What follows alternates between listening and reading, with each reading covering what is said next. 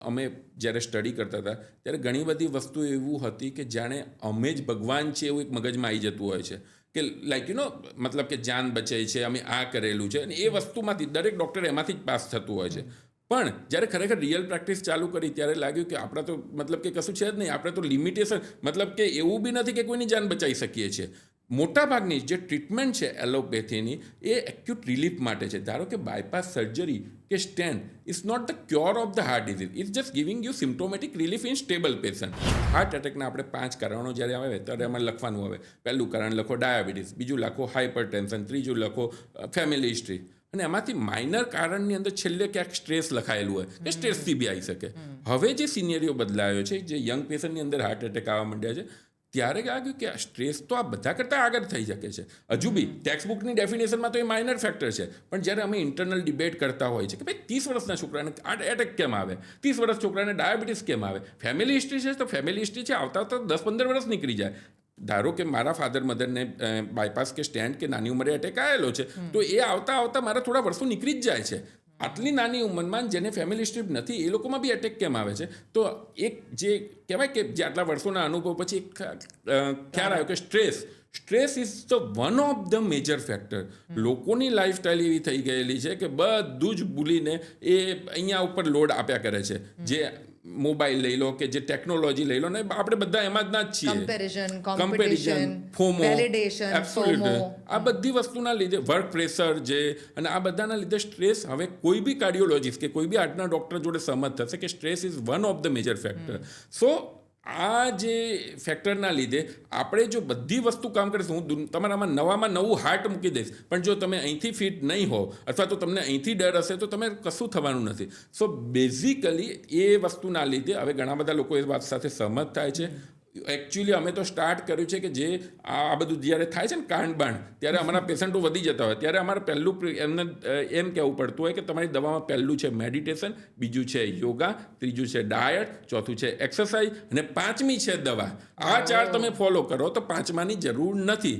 Lifestyle modification, that means કે આ બધી વસ્તુને તમે એમ્પ્લોય કરો. પણ હવે કોઈના જોડે એવો ટાઈમ નથી, લોકોને ઈઝી રસ્તો લેવો, વિશ્વાસ પણ નથી ને, સહેલું એમને લઈ લેવું જોઈએ કે એક પિલ પોપ કરી લેશું એટલે પ્રોબ્લેમ સોલ્વ. એક્ઝેક્ટલી બાકી બધું આટલું બધું માં તો ડિસિપ્લિન જોઈએ. એબ્સોલ્યુટલી જે અઘરું છે, વેરી ડિફિકલ્ટ.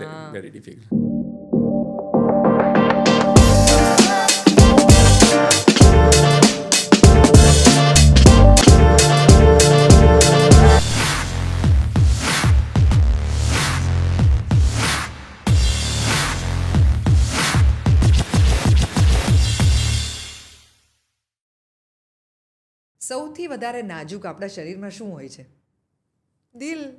વાત પર તૂટી જાય, વાત પર દુભાઈ જાય, વાત પર કોઈની ઉપર મરી પરવારે.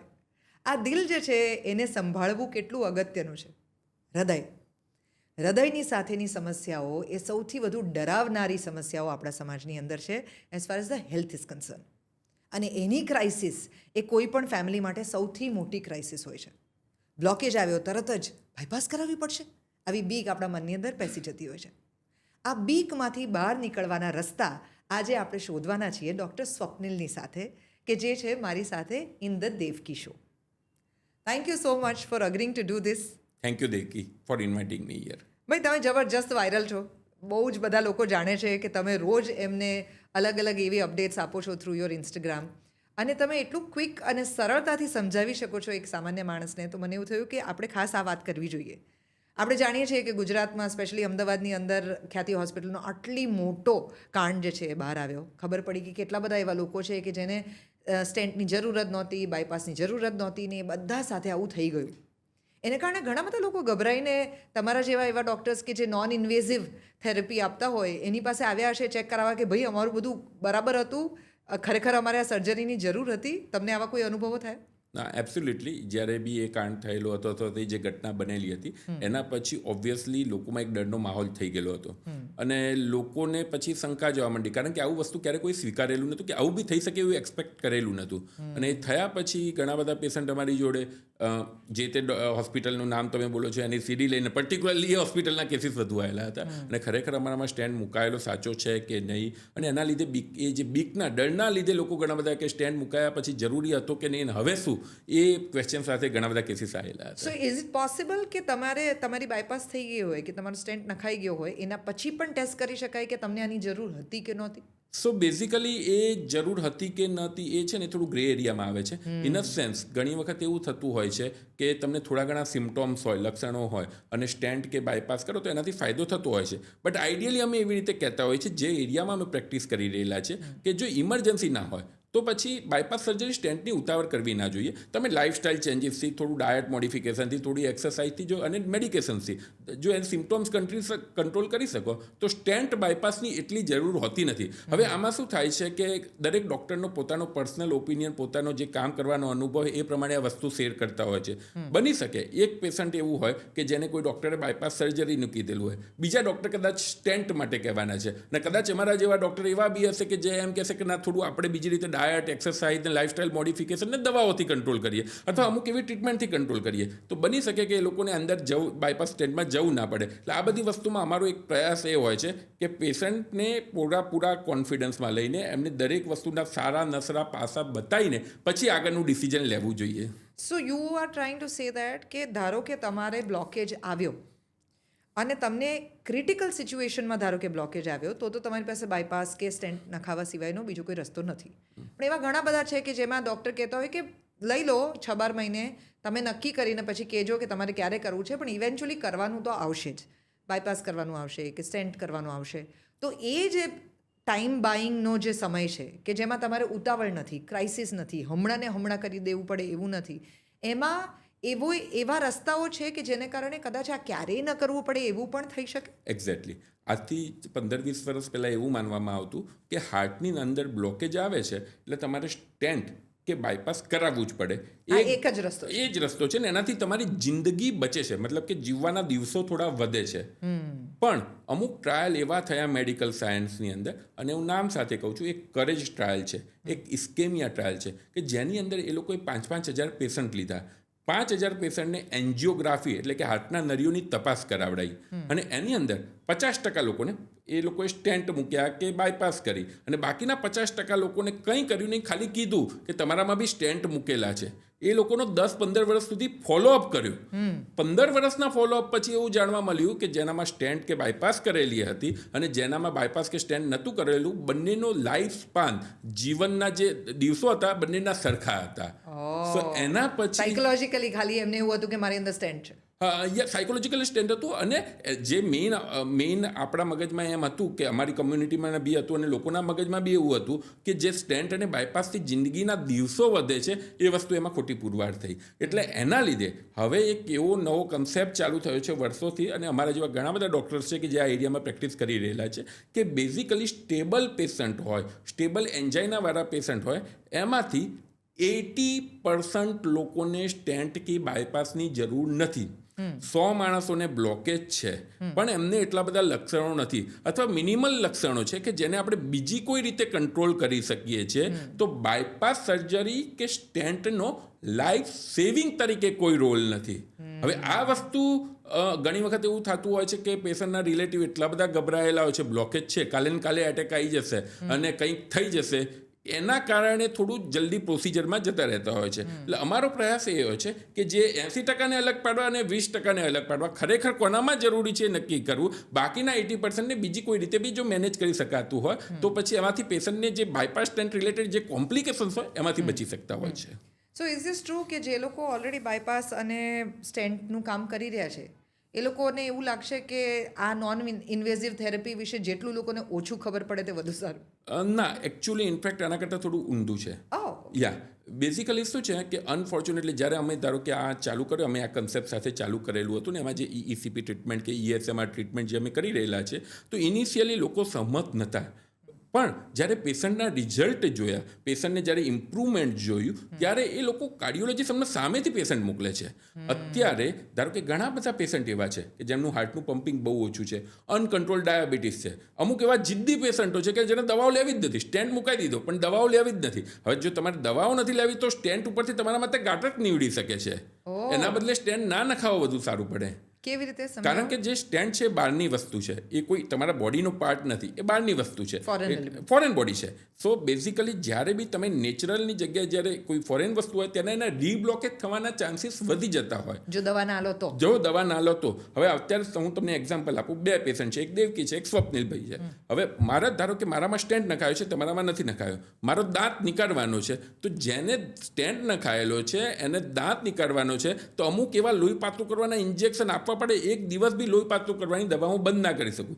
પણ તમારામાં બ્લોકેજ છે પણ તમે સ્ટેન્ટ નથી નખાયો, તો હું આરામથી 3 દિવસ તમારી જે દવાઓ છે આરામથી હું બંધ કરી શકું અને નાખી શકું. એટલે એટલું બધું ઇમ્પોર્ટન્ટ છે. ફોરેન બોડીના રીબ્લોકેજ થવાના ચાન્સીસ વધી જતા હોય છે એના લીધે. એટલે આવા જે બધા પેશન્ટ છે કે જે લોકો મેન્ટલી ફિટ નથી, ઉંમર થઈ ગયેલી છે, તો એવા પેશન્ટની અંદર જે ECP ટ્રીટમેન્ટ છે એક એલોપેથિક US FDA દ્વારા માન્ય ટ્રીટમેન્ટ છે.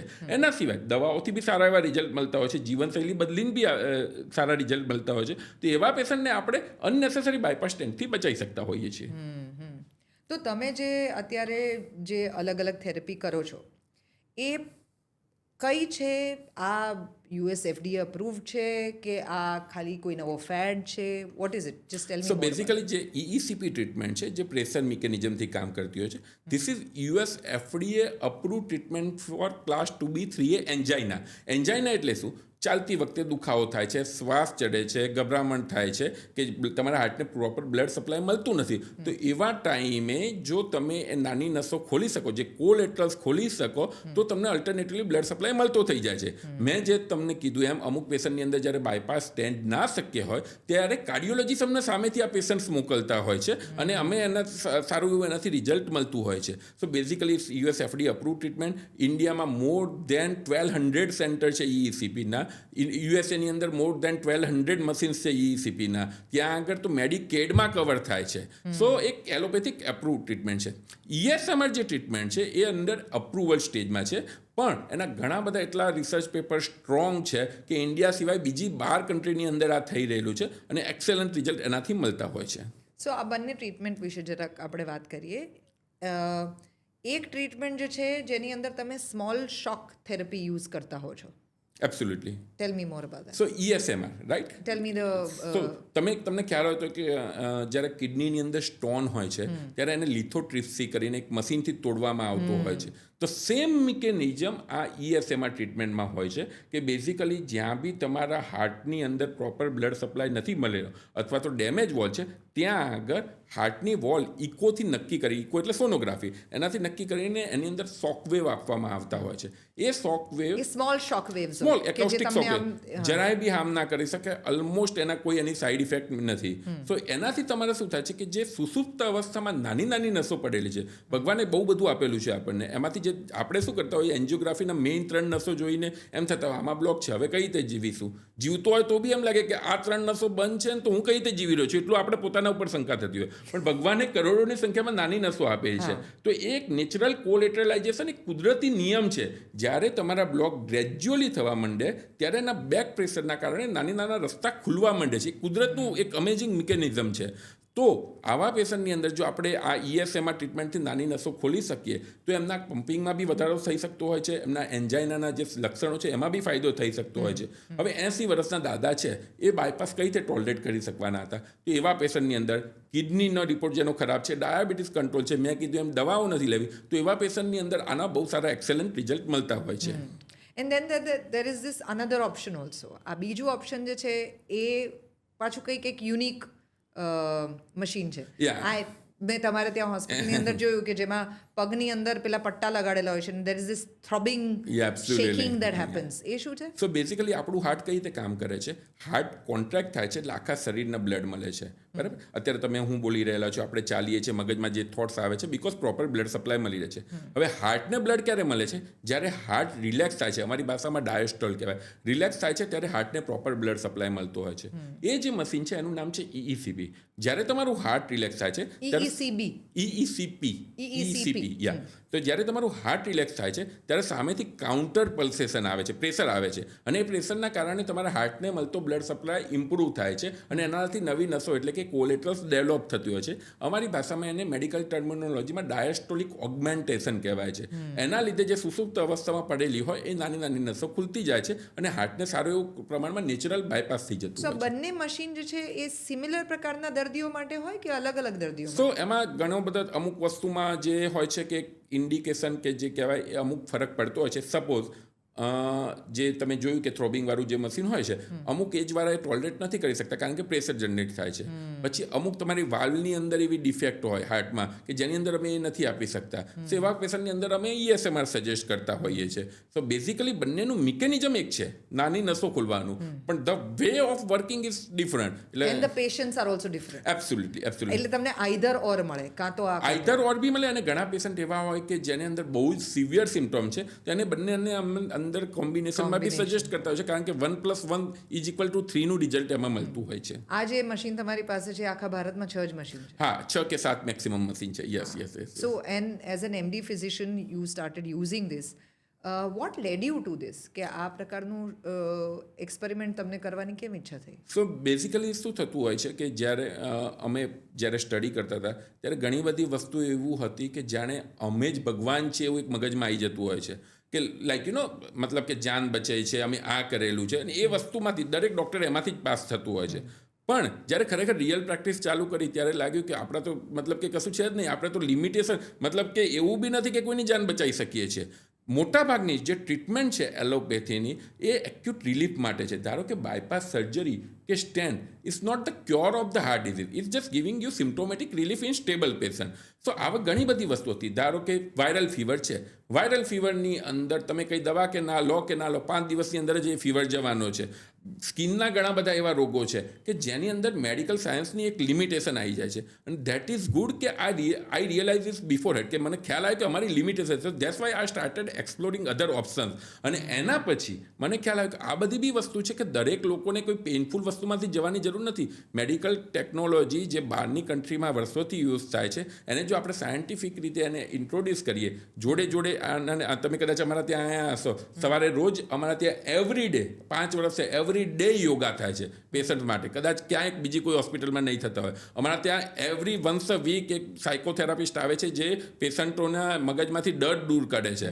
ડાયટ, ફિઝિયોથેરાપી, આ બધાનું કોમ્બિનેશન લઈને અમે સ્ટાર્ટ કર્યું. એકલી થેરાપી નથી, અમે ઓવરઓલ એક એ રીતે ચાલુ કર્યું, અને જેના લીધે પેશન્ટની રિકવરી વધુ આવવા માંડી ને એના લીધે અમારો કોન્ફિડન્સ વધવા માંડ્યો. And that's how we started. So overall મને લાગે છે કે આ એક બદલાયેલો વેવ છે કે જેમાં કરંટ જનરેશનના જે ડૉક્ટર્સ છે એ સમજી રહ્યા છે કે માત્ર એમનો રસ્તો, એ જે એક વસ્તુ ભણ્યા છે એ એક જ રસ્તો એ સોલ્યુશન નહીં હોય. કદાચ એમણે ઘણા બધા હાથ પકડવા પડશે ટુ મેક શ્યોર કે એક ઓવરઓલ સર્વાંગી વિકાસ જે રીતે આપણે કહીએ છીએ એવી રીતે સર્વાંગી સોલ્યુશન એક શોધવું પડશે હેલ્થ માટે. એબ્સોલ્યુટલી. અને અમે જ્યારે ભણતા હતા ત્યારે હાર્ટ એટેકના આપણે 5 કારણો જ્યારે આવે ત્યારે એમાં લખવાનું આવે. પહેલું કારણ લખો ડાયાબિટીસ, બીજું લખો હાઇપરટેન્શન, ત્રીજું લખો ફેમિલી હિસ્ટ્રી, અને એમાંથી માઇનર કારણની અંદર છેલ્લે ક્યાંક સ્ટ્રેસ લખાયેલું હોય કે સ્ટ્રેસથી બી આવી શકે.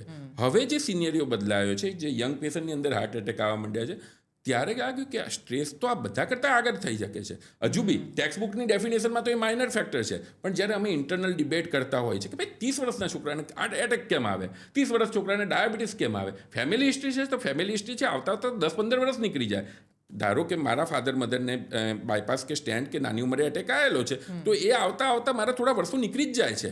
આટલી નાની ઉંમરમાં જેને ફેમિલી હિસ્ટ્રી નથી એ લોકોમાં બી એટેક કેમ આવે છે? તો એક જે કહેવાય કે જે આટલા વર્ષોના અનુભવ પછી ખ્યાલ આવ્યો કે stress is the one of the major factor. લોકોની લાઈફસ્ટાઈલ એવી થઈ ગયેલી છે કે બધું જ ભૂલીને એ અહીંયા ઉપર લોડ આપ્યા કરે છે. જે મોબાઈલ લઈ લો કે જે ટેકનોલોજી લઈ લો ને આપણે બધા એમાં જ ના જ છીએ. Comparison, FOMO, validation, absolutely.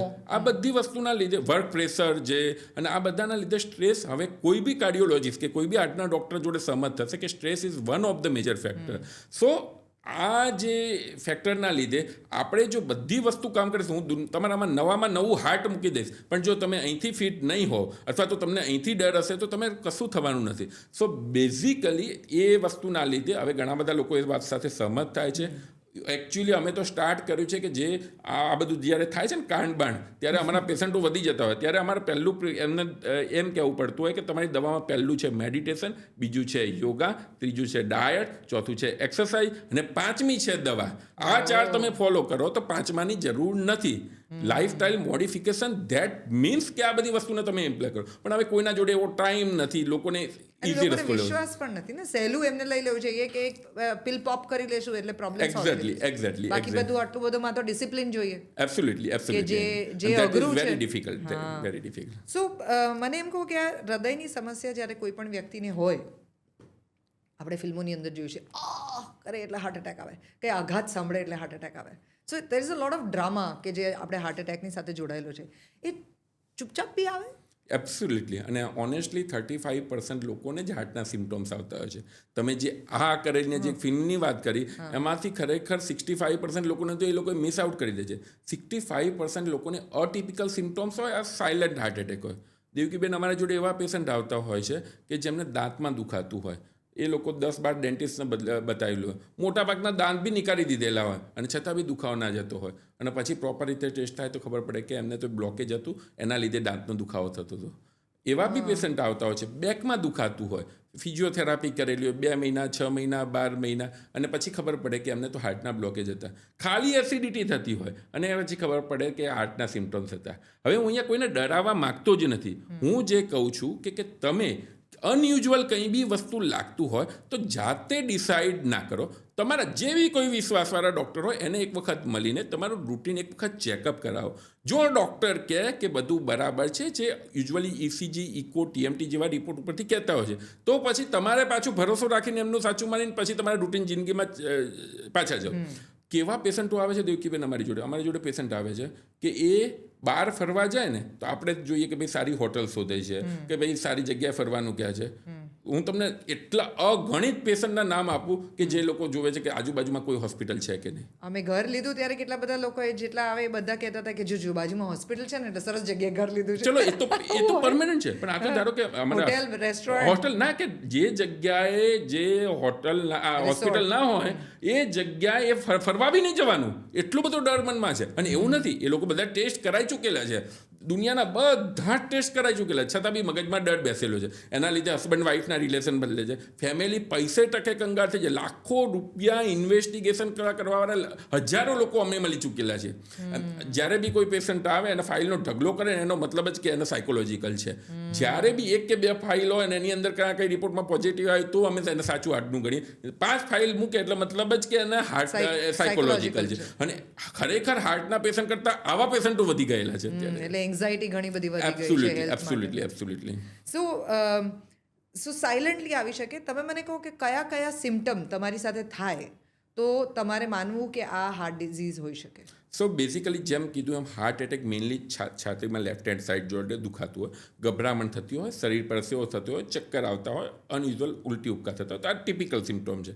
એના સિવાય તમને પેટમાં એસિડિટી જ રહ્યા કરે છે, ખાધા પછી એસિડિટી થાય છે, થોડું ચાલો એટલે પેટમાં દુખાવા માંડે છે, થોડું ચાલો એટલે દાંતમાં દુખાવા માંડે છે, બેકમાં દુખાવા માંડે છે. સો બેઝિકલી એક્ઝર્ઝન કરતી વખતે, ચાલતી વખતે, સીડી ચડતી વખતે જો તમને કોઈ આવા સિમ્ટોમ્સ આવે તો એ હાર્ટ બ્લોકેજની નિશાની હોઈ શકે છે.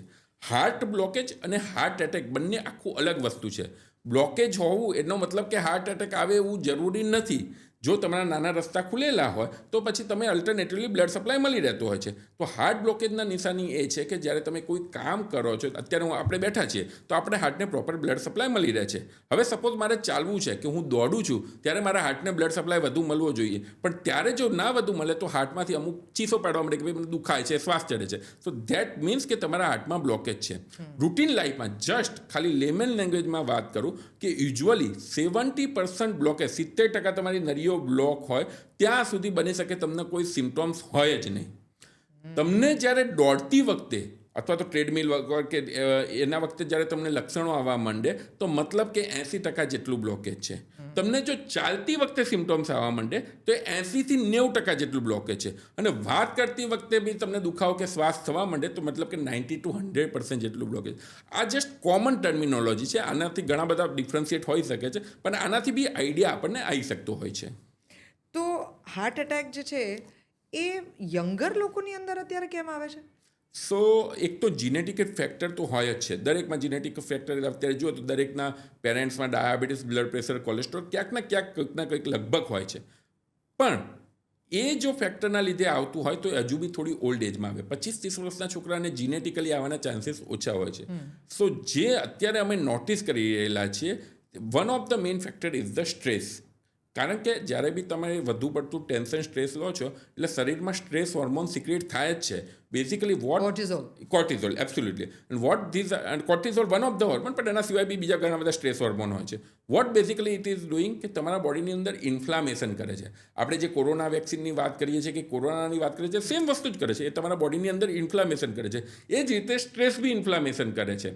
So lifestyle, stress, might be possible કે કોરોના ઇટસેલ્ફ હેઝ ડેમેજ, કે આટલા બધા લોકોને થયો હતો એટલે એના લીધે ઇન્ફ્લામેશન થયેલું હોય. તો આ બધા કારણોના લીધે એવું માનવામાં આવે છે કે યંગ પેશન્ટની અંદર હાર્ટ એટેક વધેલા છે.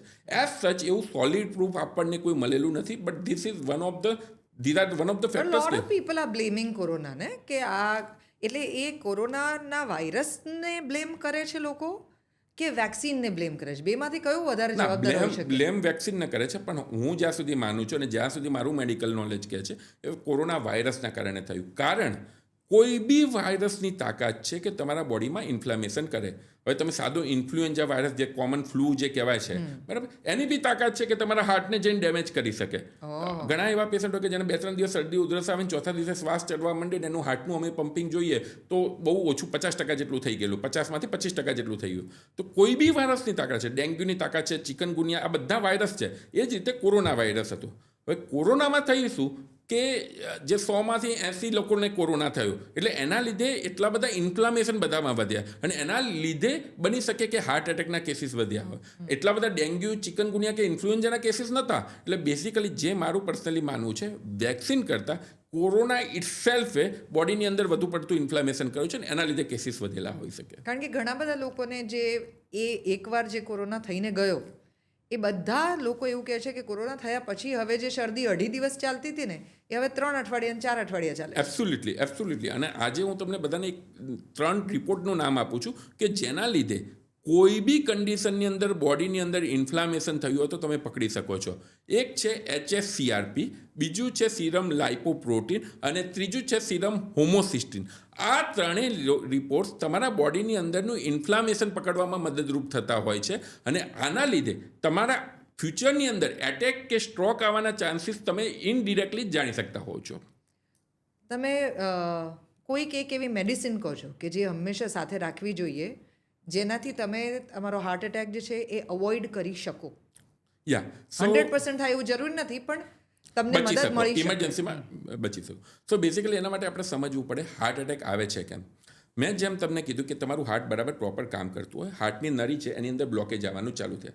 હવે આ જ્યારે બ્લોકેજ 80માંથી સડનલી 100% થઈ ગયું એટલે તમારો હાર્ટને બળતો બ્લડ સપ્લાય કોમ્પ્રોમાઇઝ થવાનો છે, રાઈટ?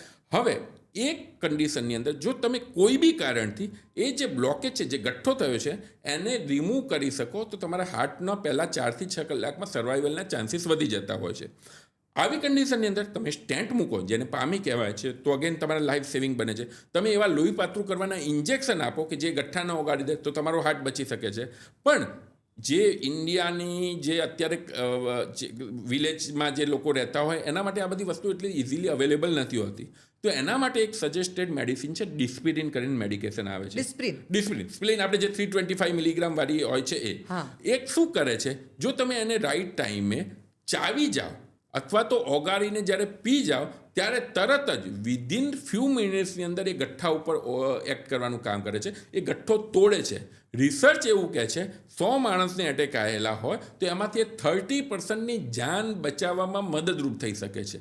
1 રૂપિયાની દવા 1 રૂપિયા કરતાં બી ઓછી છે. 8 રૂપિયાની 10 મેડિકેશન છે, તો બિલો 1 રૂપીસ છે. પણ હવે લોકોમાં જાગૃતિ નથી. હવે એનો મતલબ એ બી નથી કે તમે બીજો હોસ્પિટલ સુધી તો જવું જ પડે, બટ મીન વાઇલ જ્યારે આપણે એક સેકન્ડ કિંમતી હોય ટેકો થઈ જાય. ત્યારે તમારા માટે એ એક લાઈફ સેવિંગ દવા તરીકે કામ કરતી હોય છે. બરાબર છે. સ્ત્રીઓ અને પુરુષોની અંદર હાર્ટ એટેકના લક્ષણો અલગ અલગ હોય છે? યસ, મોટાભાગના લક્ષણો સેમ હોય છે, પણ સ્ત્રીઓની અંદર સાયલેન્ટ હાર્ટ એટેક આવવાના ચાન્સીસ વધી જતા હોય છે એમના હોર્મોનલ જે એમને હોય છે એના લીધે. બીજું, કમ્પેર ટુ પુરુષ, સ્ત્રીની અંદર હાર્ટ એટેક ઓછા આવતા હોય છે, અગેન હોર્મોનલ એમના જે સપોર્ટ કરતા હોય છે એના માટે. મેનોપોઝ પછી જ્યારે મેન્સિસ બંધ થાય છે એના પછી અગેન એ રેશિયો ઓલમોસ્ટ સેમ થઈ જતો હોય છે, પણ જ્યાં સુધી તેમને મેન્સિસ ચાલુ હોય ત્યાં સુધી એમનો હોર્મોનલ સપોર્ટના કારણે સ્ત્રીની અંદર હાર્ટ એટેક આવવાના કયા ચાન્સીસ. હોર્મોન સપોર્ટ સો કરતા હોય છે? બેઝિકલી ઇસ્ટ્રોજન છે કે જે તમારે Progesterone. પ્રોજેસ્ટોરન છે, જે ભગવાને એમનું હોર્મોનલ સાયકલ બનાવેલું છે, એ વસ્તુ એમને હાર્ટ એટેક સામે પ્રોટેક્ટ કરતું હોય છે. સો બેઝિકલી અમે જતા હોય છે કે જ્યારે મેનોપોઝ થઈ જાય છે અને એના પછી હાર્ટ એટેકના કેસીસ સ્ત્રીઓમાં વધે છે, કમ્પેરેટિવલી એટલા બધા નથી હોતા. સો એક તો તમે આ વાત કરો છો ત્યાંથી મને રિયલાઇઝ થાય છે કે મેં જેટલા યંગ લોકો જે ગુજરી ગયા હાર્ટ એટેકમાં એ સાંભળ્યું છે, એમાં કોઈ છોકરીનું નામ નથી બહુ જ સાંભળ્યું. ઓછું છે. ક્યારેક તો જીવનશૈલી વધારે પ્રોબ્લેમેટિક છે હૃદયરોગની અંદર કે આનુવંશિકતા? આનુવંશિકમાં જો આમાં છે ને બંને વસ્તુ પોસિબલ છે, બટ એક વસ્તુ તમારે સમજવી પડશે કે તમે જીનેટિક્સ તમે કશું બદલી નથી શકવાના.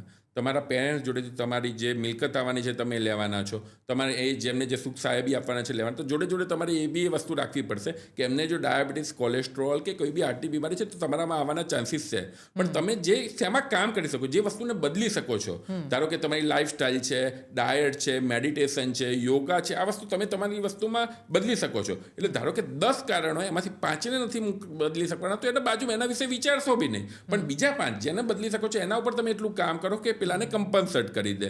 સો બંને વસ્તુ ઇમ્પોર્ટન્ટ છે, બટ જે આપણે બદલી શકીએ છીએ એના ઉપર વધુ કામ કરી શકીએ છીએ. લોકો દરરોજ અલગ અલગ પ્રકારનો ખોરાક લેતા હોય છે, જે પહેલેથી વર્ષોથી ખાતા હોય એવી પ્રકારનો ખોરાક લેતા હોય છે.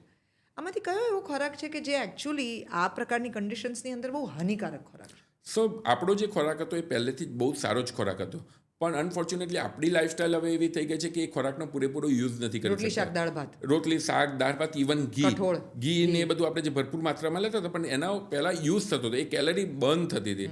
અત્યારે હવે આપણું ફિઝિકલ એક્સર્સન ઓલમોસ્ટ નીલ થઈ ગયેલું છે, એના લીધે એક્સ્ટ્રા જમા થતું હોય છે ને એના લીધે તમને એ હાર્ટ એટેકના કેસીસ વધતા હોય છે. તો આઈડિયલી હવે અમે એવી રીતે કહેતા હોઈએ છીએ કે જે કાર્બોહાઈડ્રેટ છે, જે રોટલી છે, ભાત છે, બટાકાનું શાક છે, એ બધી વસ્તુ જેટલું બને એટલું ઓછું એવોઇડ કરવું જોઈએ, અથવા તો એના ઓપ્શન ધારો કે ઓછું લેવું જોઈએ કે અવોઇડ કરવું જોઈએ?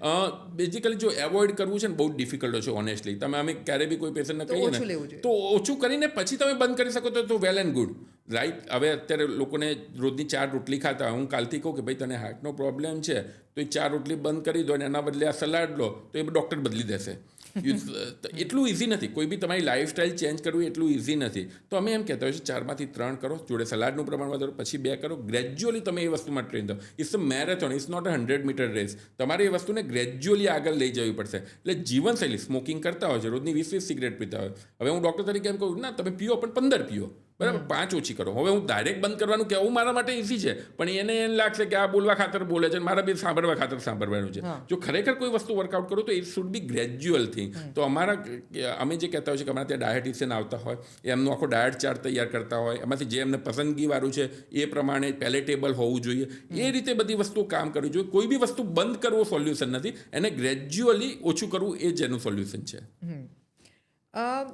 રેગ્યુલર ડાયટ અને ડિસિપ્લિનરી લાઈફ એ કાર્ડિયોવાસ્ક્યુલર પ્રોબ્લેમ્સને અવોઇડ કરી શકે કે એને ડીલે કરી શકે? એવોઇડ કરી શકે. ધારો કે તમારા પ્રિવેન્ટિવ છે. પ્રિવેન્ટિવ છે, એબ્સોલ્યુટલી પ્રિવેન્ટિવ છે. બેઝિકલી હવે જો કોને ક્યારેક શું હાર્ટ એટેક આવવાનો જો ખબર નથી, બટ જ્યાં સુધી તમારે હાર્ટ સ્ટ્રોંગ હશે, અને હાર્ટ સ્ટ્રોંગ કઈ રીતે થાય છે કે તમે જ્યારે એક્સરસાઇઝ કરો છો એટલે હાર્ટને કોલેટસ, નાની નાની નસો ઓપન થવા માંડે છે. તમે જ્યારે અનનેસેસરી ફૂડ એવોઇડ કરો છો તો ઓબ્વિયસલી એ બ્લોકેજ થવાના ચાન્સીસ ઓછા થઈ જતા હોય છે. તો એનો મતલબ કે તમારે હાર્ટ એટેક આવવાના ચાન્સીસ ઓછા થાય છે, અને એના લીધે બની શકે કે તમે કદાચ એમાંથી બચી બી શકો. ડીલે ક્યારે? એક વખત બ્લોકેજ આવ્યા પછી જ્યારે તમે આ વસ્તુઓ યુઝ કરો છો ત્યારે એ તમારું ડીલે કરી શકે. બાકી જ્યારે તમને ઇનિશિયલ સ્ટેજની અંદરથી તમે ચાલુ કરો છો તમને હાર્ટ એટેકથી બચાવી બી શકે. હવે એવા કેટલા બધા લોકો છે કે જેને એજ રિલેટેડ અલગ અલગ પ્રોબ્લેમ્સ આવતા હશે, એની એ લોકો દવાઓ પણ ચાલુ કરતા હશે. દેર આર પીપલ કે જેને પહેલી વાર જ્યારે આવું કંઈક થાય અને ધારો કે સ્ટેન્ટ કે બાયપાસ થઈ ગયું, એના પછી એની દવાઓ જે છે એ આપેલી છે, તોય એને ફરીવાર આ પ્રોબ્લેમ થાય છે. તો દવા તો લઈ રહ્યા છે માણસ, લાઈફસ્ટાઈલ પણ બદલી છે, તો ફરીથી કેમ થાય છે? સો જે સ્ટેન્ટ અને બાયપાસ કરાયા પછી બી રીબ્લોકેજ સ્ટેન્ટમાં થતું હોય છે, બાયપાસ બી ઘણી વખત ફેલ જતું હોય છે. તો અગેન એના મલ્ટિપલ ફેક્ટર છે. વન ફેક્ટર ઇઝ કે મેડિકેશન્સ. અમુક લોકો તમે કહો છો દવા લઈ રહેલા છે પણ પોતાની જાતે નક્કી કરતા હોય છે કે ભાઈ મારું તો ડાયાબિટીસ નોર્મલ છે કે બીપી નોર્મલ છે, હવે મારે જરૂર નથી. તો અમુક જાતે ને ખાલી બ્લડ લોહી પાતળું કરીને દવા ચાલુ છે. પછી અમુક લોકો એમ માને છે કે સ્ટેન્ટ બાયપાસ થઈ ગયો, હવે આઈ એમ સેફ, તો એ પાછા સ્મોકિંગ, આલ્કોહોલ, જે બી કોઈ હેબિટ હોય એ પાછું રિગેન કરતા હોય છે. ત્રીજું, ડાયટની અંદર અમુક આમાં શું થાય, જ્યારે બી કોઈ વસ્તુ નવી થાય ને ત્યારે અમુક લોકો ગભરાઈ જતા હોય. 2-4 મહિના બધું બરાબર ચાલે પણ પછી 5મા મહિનાથી પછી જશે એ થઈ જાય. એટલે સ્ટ્રેસવાળી લાઈફસ્ટાઈલ હોય, તમારે લેક ઓફ એક્સરસાઇઝ હોય, આ બધા મેઇન કારણો હોય છે. અમુક વખતે બધી જ વસ્તુ ફોલો કરે છતાં બી આ વસ્તુ થઈ શકે, કારણ કે તમારી જીનેટિક હિસ્ટ્રી એટલી સ્ટ્રોંગ હોય છે કે તમારે એ ફરીથી બંધ થવાની શક્યતા. પણ એવા કેસીસ બહુ રેર હોય છે. યુઝ્યુઅલી મોટાભાગના કેસીસની અંદર તમે જો લાઈફસ્ટાઈલ મોડિફિકેશન ને પ્રોપર મેડિકેશન અને ડાયટ, એક્સરસાઇઝ, મેડિટેશનથી તમારા મોટે ભાગે બહુ વાંધો નથી આવતો હતો. લોકો બહુ ડરતા હોય છે આજકાલ, કારણ કે જાતના ને ભાતના આવા એક્સપિરિયન્સીસ, આ હોસ્પિટલ કાંડ હમણાં જે થયો એ પ્રકારના જ્યારે સિચ્યુએશન થાય ત્યારે લોકો ગભરાઈ જાય. લોકોને એમ લાગે કે આ જેટલા પણ ડૉક્ટર્સ છે એ બધા આવી જ રીતે કરતા હશે, અથવા તો કેવી રીતે નક્કી કરવું કે મને અત્યારે આ વસ્તુની જરૂર છે કે નહીં. તો ક્રાઇસિસની અંદર કે ડિલેડમાં એવું કંઈ છે, એવો કોઈ રસ્તો કે જેને કારણે માણસને ખબર પડી શકે મારે ખરેખર આની જરૂર છે કે નહીં? કારણ કે ડૉક્ટર, પોલીસ અને લોયર, આ ત્રણેયમાં હવે સામાન્ય માણસને એવું થઈ ગયું છે કે મારા ઓળખીતા ના હોય, મારી ઓળખાણ ના હોય, તો હું કોકને એવું કહું કે ભાઈ તમારી કોઈકની ઓળખાણ છે, પણ ઓળખાણ વગરની, અનુભવ વગરની, રેફરન્સ વગરની જગ્યાએ હું જવું જ નહીં. બરાબર છે.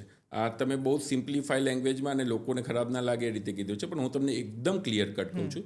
લોકોના મગજમાં ડૉક્ટર તરીકે અત્યારે રાક્ષસ જ ચિતરવામાં આવેલા છે. અનફોર્ચ્યુનેટલી એવા ઇન્સિડન્ટ્સ બી થયેલા છે. બટ હું અત્યારે દરેકને પૂછું છું, કયો એવો પ્રોફેશન છે કે જે 100% પાક સાફ છે? તમે કોઈ બી પ્રોફેશન જે લઈ લો, લોયર, પોલીસ, પોલિટિશિયન, રિપોર્ટર, તમે કોઈ બી વસ્તુ 100% કશું જ કોઈ છે નહીં.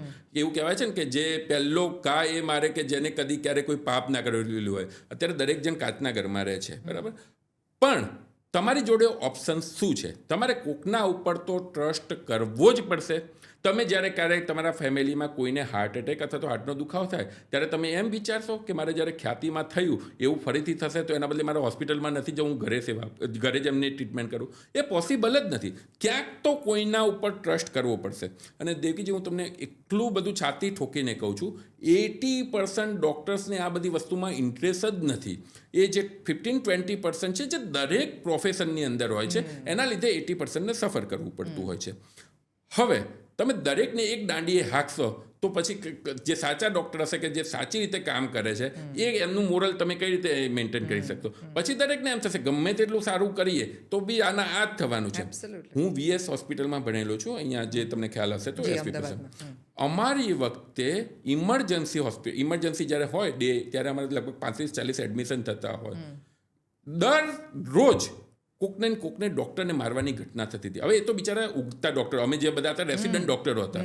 અમારા 25 રેસિડન્ટ ડૉક્ટરમાંથી 15-17 લોકોએ ડૉક્ટર પેશન્ટનો માર ખાધેલો હશે. અને હું આ એકદમ જવાબદારી સાથે કહું છું. એ વખતે જે તે ટાઈમે ઇમરજન્સી રૂમની બહાર પોલીસ ચોકી ઊભી કરવામાં આવી હતી, એના માટે ડૉક્ટર્સે આંદોલન કરવું પડ્યું હતું. આ લોકો તો હજુ સમાજમાં આવ્યા બી નથી, પણ પહેલેથી જ એક કમ્યુનિટી ઉપર એમને બી નેગેટિવિટી આવવા માંડી કે અલ્ટિમેટલી આપણું કંઈ વાંક નથી છતાં બી અમારે લોકોને આ કરવું પડે છે. તો પછી જ્યારે તમને કોઈ વસ્તુ હું આવ્યો શું કરવા, અને પછી એક ફ્રસ્ટ્રેશન ફીલ થાય છે. બીજી વસ્તુ, જે તમે અત્યારે જે મા કાર્ડ ને બધું ચાલી રહેલું છે, કેટલા અમે એવા પેશન્ટ જોઈએ છે કે જે લોકો બહાર ફરવા જાય 10, 15, 20 હજાર, 50 હજારનો હિસાબ નથી ગણતા, પણ એમને જે આ મા કાર્ડનો ડિસએડવાન્ટેજ લઈને એમની એન્જિયોગ્રાફી હોય કે એનો ખોટો ઉપયોગ કરતા હોય છે. હવે એની અંદર થયું છે શું, જે ડૉક્ટર કામ કરે છે એ તો બિચારો મિનિમલ વેજમાં કરે છે. અગેન જ્યારે એન્જિયોગ્રાફી કરવાના તમને 500 કે 700 રૂપીઝ મળે છે, ત્યારે એને એમ થાય કે હું આટલા વર્ષ આમાં કાઢ્યા પછી મારે આ કામ કરવું પડે છે, કારણ કે એ ક્યાંક કોર્પોરેટમાં જોબ કરી રહેલા છે, એટલે એને તો જે કામ આપવાનું કરવું, એટલે એના લીધે તમે જ્યારે ખરેખર એની વેલ્યુ ના કરો ત્યારે અનનેસેસરી ના થવું જોઈએ છતાં બી ખોટું થતું હોય છે. સમજાવો મને થોડું ફરીથી. આજે સ્પેસિફિકલી તમે કીધું કે એક એન્જિયોગ્રાફી માટે જો તમે આયુષ્માન કાર્ડથી એ હોસ્પિટલમાં એન્જિયોગ્રાફી કરતા હો તો ડૉક્ટરને એમાંથી, હોસ્પિટલને નહીં, ડૉક્ટરને એમાંથી ખાલી 500 રૂપિયા મળે, 500 થી 800 રૂપિયા મળતા હોય છે, પર એન્જિયોગ્રાફી. પર એન્જિયોગ્રાફી. આવી રીતે જ તમે ખરેખર અને પેશન્ટ એટલે મા કાર્ડ જે છે એને કેટલા પે કરે હોસ્પિટલને એના માટે?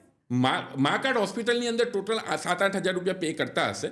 એકચ્યુઅલી આમાં શું છે કે ઘણી બધી વસ્તુઓ ઇન્વોલ્વ થતી હોય છે જે આઉટસાઇડર તરીકે લોકોને ખબર જ નથી હોતી. સો અને અમુક વસ્તુ મારી લિમિટમાં રહીને હું કહી શકતો હોઉં છું, બટ આ બધી વસ્તુમાં ડોક્ટર્સનું શોષણ થતું હોય છે, એ મારો કહેવાનો મતલબ છે. તકલીફ જો સાચા માણસો, ગરીબ માણસો છે એની છે જ નહીં. તકલીફ અમને ત્યારે થાય છે કે જ્યારે પેલો મર્સિડીઝ ઓડી કારમાં આવે છે, હાથમાં લેટેસ્ટ આઈફોન હોય છે, અને આમ ગર્વભેર સાથે મા કાર્ડ મૂકે છે, આનાથી જે થતું હોય એ કરો. હવે ત્યારે અમને એમ થાય કે જ્યારે જે ખરેખર જરૂરિયાત માણસ હતો એનો લાભ ખાટવા માટે આને આ કરેલું છે, અને પછી જો ગવર્મેન્ટ એમને આ વસ્તુ પર રિસ્ટ્રિક્ટ નથી કરી શકેલા તો અલ્ટિમેટલી એનું બર્ડન ડોક્ટર ઉપર આવે છે. એટલે એને તો ઇલીગલી જ મા કાર્ડ મળેલું છે જેની એને એક્ચ્યુઅલ જરૂર જ નથી, કારણ કે તમે તો રાશન કાર્ડ ને બધું આપવું પડે. એબ્સોલ્યુટલી. એટલે તમે અને એના લીધે શું થાય કે જે ખરેખર જરૂરિયાત માણસ છે એનું કોમ્પ્રોમાઇઝ થાય છે. અત્યારે જે સિવિલ હોસ્પિટલો કે જે બધી ગવર્મેન્ટ હોસ્પિટલો ફૂલ જાય છે, એમાંથી ઘણા બધા લોકોનું એવું માનવું છે કે હેલ્થ કેર તો હંમેશા ફ્રી જ હોય. તમે જ્યારે તમારા છોકરાને સારામાં સારી સ્કૂલમાં ભણાવતા હોય, તમને સારામાં સારી હોટલમાં ખાવા જવાનો શોખ હોય, તમને ફરવા જવા માટે સારામાં સારી વસ્તુ જોતી હોય, તો તમે મેડિકલ ઇન્ડસ્ટ્રીમાં તમે કેમ નથી વિચારતા કે હું સારા પૈસા આપીને મારે સારી જગ્યાએ ટ્રીટમેન્ટ કરાવું? બે ડૉક્ટર અલગ હોઈ શકે છે. એવું નથી કે હું એમડી છું, બીજા એમડી છે, અમારા બંનેના ચાર્જ એક જ હોવા જોઈએ. બે એન્કરના ચાર્જ એક નથી હોતા, બે ટીવીના એડના ચાર્જ એક નથી હોતા, તમે કોઈ બી ન્યૂઝપેપરના ચાર્જ એક નથી હોતા, બે વકીલના ચાર્જ એક નથી હોતા, તો બે ડૉક્ટરના ચાર્જ કઈ રીતે એક હોઈ શકે? હું મારા ત્યાં જ્યારે કે પેશન્ટ આવતું હોય તો મારો મેઇન એમ હોય કે એને હું કોઈ અનનેસેસરી મેડિકેશનથી બતાવું. હું એના કદાચ 1000 રૂપિયા લઉં છું, બીજો મારા જ લેવલના ડૉક્ટર કદાચ 200-300 રૂપિયા લેતા હોય, તો બની શકે કે બીજી કોઈ રીતે કમાવાના છે. તો આ વસ્તુ લોકોના મગજમાં નથી ઉતરતી. લોકોને એમ જ છે કે મેડિસિન એટલે મેડિકલ એટલે સૌથી સસ્તું લેવું, અને એના લીધે ધારો કે આ મા કાર્ડનું ને જે ચાલુ છે તો લોકોને એમ થાય ફ્રીમાં થાય છે તો કરાવી દો, શું મતલબ છે? આ ની રિપ્લેસમેન્ટમાં કેટલા એવા લોકો છે કે 35-40 વર્ષની ઉંમરે ની રિપ્લેસમેન્ટ કરાવડાવી દીધા હોય, ખાલી થોડું દુખતું હતું કરાવડાવી દીધું. એબ્સોલ્યુટલી. કેમ? કારણ કે ફ્રીમાં મળે, ફ્રીમાં થતું હતું. અલા ઢાંકણી બદલાવી નાખે કોઈ? અરે ઢાંકણી શું, જો ચાલે તો લોકો હૃદય બદલાઈ દે, એટલા બધા મજબૂત છે આપણા. પણ એ જરૂર નહીં. તમારે સમજવું જોઈએ કોઈ બી વસ્તુ જ્યારે તમે કુદરત જોડે છેડછાડ ના કરી શકો, અને મફતનું છે એટલે કરાવી લાવ્યું એવું હોતું નથી. મફતનું ઝેર કંઈ પીવાનું ના હોય. તો આ બધી વસ્તુઓના લીધે શું થાય છે કે જે રિયલ ડૉક્ટર છે એમને બી થોડું એવું થઈ ગયું છે કે અલ્ટિમેટલી જો બધાને એક જ આંકડી આંકવાના હોય તો પછી આપણે આ બધી વસ્તુથી દૂર રહીને ચાલો. અત્યારે કોઈ બી એમને લાગે કે એસિડિટી વાળું બી અમારા ત્યાં પેશન્ટ આવ્યું છે, મારે ઇસીજી કરાવવો જ પડે, કાલે ઉઠીને જો એને કંઈ થયું તો એ પાછું મારી જોડે ઝઘડવા આવે. એટલે આ બધાના લીધે જે તમે પહેલાંના વર્ષોમાં તો કે પહેલાં દવાઓ લખી દીધા હતા, રિપોર્ટો ઓછા થતા હતા, હવે એ બદલાયું છે, કારણ કે અલ્ટિમેટલી કોમ્યુનિટીએ ડૉક્ટર્સને મજબૂર કર્યા છે કે જો કંઈક ભૂલ થશે તો અમે તમને છોડીશું નહીં. તેના માટે અમે અમારા તરફથી બધા પ્રિકોશન લે છે કે ભાઈ બધા રિપોર્ટ કરાવી દો તમે ત્યાં. તો આ ટ્રેન્ડના લીધે હવે જે બધા રિપોર્ટ કરાવી દો એની પાછળનું કારણ એ છે કે ડૉક્ટરને પોતાનું પ્રોટેક્શન જોઈએ છે. એબ્સોલ્યુટલી. અત્યારે જરૂરી નથી કે દર વખતે તમારે આટલા બધા રિપોર્ટની એકચ્યુઅલ જરૂર છે, પણ તમે લખો નહીં તો લોકોને વિશ્વાસ નથી આવતો. હવે અત્યારે એસિડિટી વાળું જ છે પેશન્ટ, બરાબર? કાલે ઉઠીને ચલો એને ઘરે ગયું, એસિડિટી મટી ગઈ, બીજા દિવસે કોઈ કારણથી, કારણ કે હાર્ટ એટેક તો કોઈને બી આવી શકે છે, કંઈ કારણથી એને કંઈ થઈ ગયું તો એ તો એમ જ કહેવાનું કે આગળના દિવસે ડૉક્ટર ગયા હતા, એમને તો રિપોર્ટ કરાય નહીં, અમારે ક્યાં ના પાડેલી હતી. જ્યારે તમને સારું થાય છે તો 90-95% લોકો તમને ક્યારે એ સારું થયું છે કહેવા નથી આવતા, પણ જે 5% જે ખોટું થયેલા છે એ લોકો આખા ગામમાં ધંધેડો પીટીને કહેતા હોય છે. તો આ બધી વસ્તુના લીધે ઓવરઓલ મેડિકલ કેર કોસ્ટ બહુ મોંઘી થઈ ગઈ છે. અત્યારે દુનિયાના તમે કોઈ બી ટોપ મોસ્ટ કન્ટ્રી લઈ લો, યુએસ લઈ લો, યુકે લઈ લો, કેનેડા લઈ લો, ત્યાંની હેલ્થ કેર સિસ્ટમ એટલી ખાડે ગયેલી છે કે તમારા બી કદાચ રિલેટિવ હશે તો તમને ખ્યાલ હશે, નવેમ્બર, ડિસેમ્બર, જાન્યુઆરીમાં લોકો ઉડીને અહીંયા કરવા આવે છે. 3 મહિના 6 મહિના સુધી તમને અપોઇન્ટમેન્ટ ના મળે, તમારો કોઈ પણ પ્રોબ્લેમ હોય તો તમને ઇમિડિયેટલી સોલ્યુશન ના મળે. ત્યાં હેલ્થકેર ભલે ફ્રી હોય પણ પાછા ઇન્સ્યોરન્સીસ ના હોય તો લોકો કેટલા મોટા ખાડામાં ઉતરી જાય છે. દાંતની સર્જરીથી લઈને ઢાંકણીની સર્જરી સુધી બધા માટે લોકો અહીંયા જ આવતા હોય છે. એક્ઝેક્ટલી. એટલે આપણી જોડે જે છે ને એની આપણી કિંમત નથી કરી. અહીંયા ધારો કે મને કોઈ દાંતમાં પ્રોબ્લેમ થયો, સવારે એક ડેન્ટિસ્ટને ફોન કર્યો, એને મને 10,000 રૂપિયા કીધા, તો હું બીજા ડેન્ટિસ્ટ જોડે લઈને 7,000માં લઈને ત્રીજા જોડે ડિસ્કાઉન્ટ કરીને 5,000માં કરી શકીશ. યુએસએમાં ફેસિલિટી તમને ડૉક્ટરની અપોઇન્ટમેન્ટ મળતા 2-3 મહિના નીકળી જાય છે અને કોસ્ટ અહીંયા કરતાં 50 ગણી છે. અને એમના માટે અહીંયા ઇઝી પડે છે કે અહીંયા આવીને આ વસ્તુ કરાવું. પણ હવે જે એક ડૉક્ટર ઉપરનો હાવ ઊભો થયેલો છે, જે રીતે અમુક વખતે એવો ચિતરવામાં આવેલું છે કે બધા ડૉક્ટર આવે છે, એના ઓલ્સો લીધે પશ્ચિમની ઉપરનો પેલો આખો ઇમ્પ્રેશન ને કે એ લોકોને બધું વધારે આવડે છે, આપણા ડોક્ટર્સને નથી આવડતું. અને ઇનફેક્ટ હું પોતે યુએસ રહેલો છું. ત્યાંના 35-40% ડૉક્ટર્સ જ ઇન્ડિયન છે. ત્યાંના જે ડૉક્ટર્સ છે મોટા ભાગના 35-40% ઇન્ડિયન જ ડૉક્ટર છે. ટેકનોલોજીમાં they are the best, but the way જે રીતે આપણે કરી શકીએ છીએ પ્રોગ્નોસિસ, ડાયગ્નોસિસ, પ્રોગ્નોસિસ, મિનિમમ મેડિકેશન સાથે અને મિનિમમ ઇન્ફ્રાસ્ટ્રક્ચર સાથે આપણે જે કરી શકીએ છીએ એમની તાકાત જ નથી કે એ કરી શકે. ઓલ્સો જે રીતે કોવિડમાં આપણે ત્યાં ડોક્ટર્સે આટલા બધા લોકોનું ધ્યાન રાખવાનું આવ્યું, એ બીજા કોઈ કન્ટ્રી માટે કેટલું અઘરું છે. ત્યાં તો એવું હતું, અહીંયા મને ખ્યાલ છે કે જે તે ટાઈમે જ્યારે કોરોના ચાલુ થયો ત્યારે અમુક લોકો એડવાન્સની અંદર રૂમ બુક કરાવડાવતા હતા હોસ્પિટલમાં. ત્યાં આગળ એવું હતું કે તમને જ્યાં સુધી ઓક્સિજન ઘટી ના જાય ત્યાં સુધી તમારે એડમિટ થવું હોય તો બી નહોતા કરતા. એટલે આ બધી વસ્તુનો આપણી જોડે એક એડવાન્ટેજ છે. સામે ડિસએડવાન્ટેજ એ બી છે કે જ્યારે આટલા બધા કેસીસ હોય છે ત્યારે અમુક વસ્તુઓ એટલી બધી છાપે ચડીને પુકારતી હોય છે કે જેના લીધે ઓવરઓલ લોકોની અંદર ડૉક્ટર પ્રત્યેનો એક અભાવ જે કહેવાય એ ઊભો થયેલો છે અને એના લીધે ડૉક્ટર અને પેશન્ટના રિલેશનની અંદર એક બહુ જ મોટો ખાડો આવેલો છે. અલ્ટિમેટલી આમાં સફર પેશન્ટને થવાનું છે, ડૉક્ટર્સને નથી થવાનું. એ સમજવું પડશે, કારણ કે તમારે જવાના ક્યાં છો, તમને અત્યારે કંઈ તકલીફ થઈ, ડૉક્ટર જોડે જ જવું પડશે. હવે આપણા બંને વચ્ચેના જો રિલેશન્સ ડૉક્ટર પેશન્ટના નહીં બરાબર હોય તો ઓબ્વિયસલી મારામાં સેન્સિટિવિટી નથી આવવાની. જો મારામાં સેન્સિટિવિટી નહીં હોય તો પછી આમાં જે કરવું હોય એ બધું જ થઈ શકે. સમજ્યા? તમને ધારો કે સાદો છાતીમાં દુખો છે અને હું તમને હાર્ટ એટેકની તમારા મગજમાં બીક નાખું, તમે 2 લાખ, 5 લાખ, 10 લાખ સુધીના બી રિપોર્ટ કરાવવા તૈયાર થશો. પણ હું તમને કહું કે પ્રોપર ઇન્વેસ્ટિગેટ કરીને કહું કે ના, હવે તમને આની જરૂર નથી, તો હા, absolutely. So that's how it makes huge difference. So હું તમને એવું નથી કે કોઈ એક ડૉક્ટર હું એકલો જ સાચું. હું કહું છું 80% ડૉક્ટર આવી રીતે કામ કરે છે. તમે તમારા ડૉક્ટરને ઓળખીને તમે એમની જોડે સારી રીતે રેપો રાખો તો બેઝિકલી બીજી કોઈ વસ્તુની તમારે અનનેસેસરી કોઈ વસ્તુની જરૂર ના પડે. એવા કેટલાય લોકો છે કે જે લોકોને ખબર નથી પડતી કે એમને હાર્ટ એટેક છે કે ખાલી એસિડિટી થઈ જાય. હોસ્પિટલ જઈને પાછા આવ્યા હોય કારણ કે ડૉક્ટરે કીધું હોય કે એસિડિટી છે. એવો કોઈ રસ્તો છે કે જ્યારે તમારા ઘરમાં કોઈ વ્યક્તિના આવી સિમ્ટમ આવ્યા હોય તો તમને એવું ખબર પડે કે આ કેટલું ડેન્જરસ છે અત્યારે? એની માત્રા સામાન્ય વ્યક્તિ સમજી શકે એનો કોઈ મંત્ર? એબ્સોલ્યુટલી. જ્યારે બી તમને કંઈ લાગે કે કંઈક તમારા શરીરમાં અનયુઝ્યુઅલ થઈ રહેલું છે, એવરીડે એસિડિટી થતી હોય, તમે બતાવી દીધેલું હોય, દવા લેતો હોય મટી જતો, દેટ ઇઝ ઓકે. પણ અચાનક સડનલી રાત્રે ઉઠીને એસિડિટી થવા માંડી છે અને તમને એમ વિચાર આવે કે ના હવે ચલો ને કંઈક એસિડિટી જશે ને દવા લઈને સુઈ જઈને સવારે ઉઠીને ડૉક્ટરને બતાવીશું, તો એ બની શકે હાર્ટ એટેક હોઈ શકે છે. તમારા બોડીમાં કંઈ બી અનયુઝ્યુઅલ લાગે તો ઓબ્વિયસલી તમારે ડૉક્ટરને કન્સલ્ટ કરવો જ પડે, પર્ટિક્યુલરલી જે પેશન્ટને ડાયાબિટીસ, બ્લડ પ્રેશર, કોલેસ્ટ્રોલ અથવા મોટી એજના હોય. એક બહુ જ ફેમસ હમણાં ઇન્સિડન્ટ બન્યો, તમને ખ્યાલ હોય તો, માયાભાઈ આહિરને. માયાભાઈ આહિર એમને શું થયેલું હતું કે એમને થોડું અનઇઝીનેસ જેવું લાગતું હતું કે કંઈ મજા નથી, જે આપણે રૂટીનલી કહેતા હોઈએ છીએ. એ ગયા, એમને કાર્ડિયોગ્રામ ECG કરાવડાવ્યો, દેટ વોઝ નોર્મલ. અને જોડે જોડે એક બ્લડનો રિપોર્ટ કરાયો, ટ્રોપાઈ કરીને કહેવાય. હવે ટ્રોપાઈ એને આવતા પોણો કલાક જેવો થાય બ્લડ રિપોર્ટનો લેતો. હવે એમને માયાભાઈ આહિરને પ્રોગ્રામ હતો એટલે ECG કરાયો. ECG was absolutely normal. He went to the program. એમને એક હતી ભાવના કે હું મારો પ્રોગ્રામ ફિનિશ કરું. ત્યાં સુધીમાં જેવો પ્રોગ્રામ ચાલુ કરે છે અને તરત જ એમને એક કોલ આવે છે. ચાલુ પ્રોગ્રામે તરત ઊભા થઈને એ સ્ટેન્ટ નખાવવા માટે એમને જવું પડતું હોય છે. સો બેઝિકલી ઘણી વખત આવા રિપોર્ટ્સ તમને મિસલીડ કરી શકતા હોય છે. ત્યારે આવા કોઈ અનયુઝ્યુઅલ સિમ્ટમ્સ રહે તો તમારે ઓવરનાઇટ હોસ્પિટલમાં રહેવું જોઈએ. એવું નહીં કે ECG નોર્મલ આવે છે તો હવે મારે બીજા કોઈની જરૂર નથી. બની શકે 4 કલાકનો ECG પછી એબનોર્મલ બી આવી શકે. ડૉક્ટર ધારો કે તમને કહે કે તમે એક રાત રોકાઈ જાઓ તો ધીરજ રાખીને રોકાઈ જાય. ત્યારે પછી તમે એવું ના વિચારવું જોઈએ કે આ ડૉક્ટર તમને કમાણી માટે કરે છે. અને ધારો કે કમાણી માટે બી કરતા હોય તો 2-5 હજારમાં આપવામાં એમને વાંધો નથી, પણ તમારી જિંદગી વધુ ઇમ્પોર્ટન્ટ છે કે 5,000 રૂપિયા વધુ ઇમ્પોર્ટન્ટ છે. સો આ વસ્તુ ઇમ્પોર્ટન્ટ છે. અને ફરીથી પાછા દર્શકોને કહું છું, હું કોઈ ઇમરજન્સી કરતો નથી, એટલે મારું ખુદનું પ્રમોશન નથી કરતો. આ જસ્ટ નીતર પાછું એ રીતે એ લોકો લે, એટલે હું મારું ખુદનું પ્રમોશન નથી કરતો. હું ક્યાંય ઇમરજન્સી, આ જસ્ટ તમારા માટે છે કે જ્યારે બી કોઈ વસ્તુ અનયુઝ્યુઅલ લાગે કે જે પહેલાં થઈ નથી રહેલું, તો ઓબ્વિયસલી તમને જે ઓળખીતા, તમને જ્યાં ટ્રસ્ટ હોય, તમને એવું લાગે તો ગવર્મેન્ટ હોસ્પિટલમાં જઈને બી તમારું ચેકઅપ કરાવો. ખાલી મગજમાં એક ગ્રંથિ બંધાયેલી કે ડૉક્ટરો ખરાબ છે એના લીધે ઘરે ના બેસી રહો. હવે let's go back to the non invasive therapy. આ નોન ઇન્વેઝિવ થેરપી જે છે એ કેટલી એક્સેસિબલ છે લોકોને ફાઇનાન્શિયલી? ધારો કે કોઈ માણસે આ પ્રકારની થેરપી લેવી હોય તો આ ઇન્સ્યોરન્સનો ભાગ હોય છે, અથવા તો એમાં કોઈ મેડિકલ સપોર્ટ હોય છે, અથવા તો કઈ પ્રકારના એક્સપેન્સીસ? સો નોન ઇન્વેઝિવ ટ્રીટમેન્ટ બી એટલી બધી અનફોર્ચ્યુનેટલી એટલો બધો પ્રચાર એનો થયેલો નથી. જ્યારે અમે સ્ટાર્ટ કરેલું હતું ત્યારે જે અમે ECP ટ્રીટમેન્ટ કહીએ છીએ, ઓલમોસ્ટ કોઈ ઇન્સ્યોરન્સ ક્લેમ પાસ નહોતું કરતું. અત્યારે 60-70% લોકો એને પાસ કરવા માંડ્યા છે. ઓકે. તમિલનાડુ ગવર્મેન્ટે ત્યાંની દરેક મેડિકલ કોલેજની અંદર ECPના મશીન લગાવેલા હતા, અને ત્યાં આગળ એ લોકો ફ્રી ઓફ કોસ્ટમાં આપતા હતા. સો બેઝિકલી એ લોકોએ એ રીતનું ઇનિશિયેટિવ લીધેલું હતું.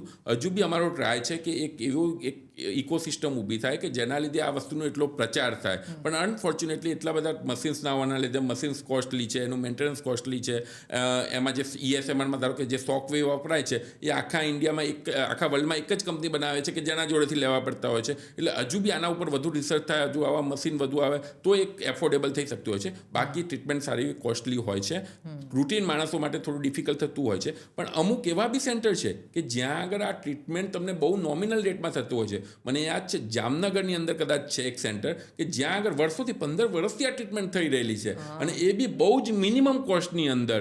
નામ હું ભૂલું છું એનું, પણ એ એક સેન્ટર છે. તો આવા અમુક સેન્ટરો છે. તમિલનાડુમાં મેં કીધું એમ ફ્રી ઓફ કોસ્ટમાં ઘણી બધી જગ્યાએ થતું હોય છે. પણ અનફોર્ચ્યુનેટલી લોકલ કોમન પર્સનની અંદર હજુ એટલું બધું ફેલાયેલું નથી, એટલા માટે હજુ એ થોડી એક્સપેન્સિવ થાય છે. સો અત્યારે ધારો કે while we are closing this conversation, તમારે ધારો કે લોકોને કહેવું હોય કે શા માટે એમણે નોન ઇન્વેઝિવ રસ્તો, કાર્ડિયોલોજી પ્રોબ્લેમ્સ જ્યારે હોય, કાર્ડિયાક પ્રોબ્લેમ્સ જ્યારે હોય ત્યારે સ્પોટ કરવો જોઈએ? અને કયા પેશન્ટ યુઝ્યુઅલી? સો યુઝ્યુઅલી અમે એવું કહેતા હોઈએ છીએ કે જો બાયપાસ સર્જરી સ્ટેન્ટ ખરાબ નથી, એનો પોતાનો રોલ છે, પણ દરેક પેશન્ટ એના માટે ફિટ બી નથી. તમારું પમ્પિંગ ઓછું છે, તમારા એજ વધી ગયેલી છે, કિડનીનો પ્રોબ્લેમ છે, અનકન્ટ્રોલ ડાયાબિટીસ છે, તમે દવાઓ નથી લઈ શકતા. તો આવા કેસીસની અંદર જો તમે આ ટ્રીટમેન્ટ લો તો તમારા સિમ્પ્ટોમેટિક બી ફાયદો થાય છે, અને કોમ્પ્લિકેશન થવાના ચાન્સીસ બી ઓછા થતા હોય છે. ઇનફેક્ટ જે લોકો આ વસ્તુથી માહિતગાર છે એ લોકો પ્રિવેન્ટિવ તરીકે, કંઈ તકલીફ નથી છતાં પ્રિવેન્ટિવ તરીકે બી આ ટ્રીટમેન્ટ લઈ શકતા હોય છે. ECP છે એ આપણા અબ્દુલ કલામ સર લેતા હતા, ECP ટ્રીટમેન્ટ લેતા હતા, જે પ્રમુખ સ્વામી મહારાજ ટ્રીટમેન્ટ લેતા હતા. એટલે આવી બધી વસ્તુઓ એ જે તે ટાઈમે એમના માટે એક્સેસિબલ હતી, હવે કોમન મેન માટે એક્સેસિબલ થયેલી છે. તો યુઝ્યુઅલી જે પેશન્ટોને બાયપાસ સર્જરી કે સ્ટેન્ટ પોસિબલ ના હોય, શક્ય ના હોય, અથવા કોઈ કારણથી કરાવવું ના હોય, ત્યારે આ ટ્રીટમેન્ટનો લાભ લઈ શકતા હોય છે. તમે આ બધા મોટા મોટા નામ બોલ્યા એટલે મારે કોઈ થોડા બીજા 2 મોટા નામની વાત કરવી છે. મેં કંઈક આમ મારા સૂત્રોથી મને એવું કંઈ ખબર છે કે માઇકલ જેક્સન એક થેરપી લેતા હતા, અનિલ કપૂર એ થેરપી લે છે, અને એ જ થેરપી જે છે એ તમે પણ બહુ જલ્દી ઇન્ટ્રોડ્યુસ કરવાના છો. તમે બધા જ પત્તા ખોલી નાખો એવું નહીં ચાલે દેખીને. Absolutely we are introducing one more treatment કે જે અમદાવાદ, આખા ગુજરાતમાં કદાચ એકાદ જગ્યાએ થાય છે, અને અમે એને લોન્ચ કરવા ટૂંકમાં જઈ રહેલા છે.